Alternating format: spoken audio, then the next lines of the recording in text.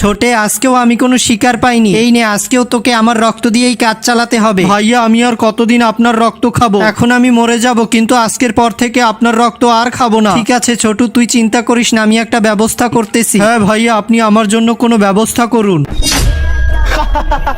কি করব? Idea. Sir, আপনার পার্সেল এসেছে। এ তো অনেক মোটা তাজা শিকার। ছোটু তো আজকে অনেক খুশি হবে। এই আপনি ভিতরে এসে বসুন, আমি আপনাকে টাকা এনে দিচ্ছি। এটা আমার শেষ পার্সেল ছিল, আমি বাড়িতে আসতেছি, এরপর বাচ্চাদের সাথে বসে একসাথে খাবার খাবো। আরে এটা কি হচ্ছে? আমার এই লোকটার জন্য মায়া কেন লাগতেছে? আরে ছোটু দাঁড়া, তাকে মারিস না, তার ছোট ছোট বাচ্চা আছে। চলে যা এখান থেকে, আমার একে মেরে ওর রক্ত খেতে হবে।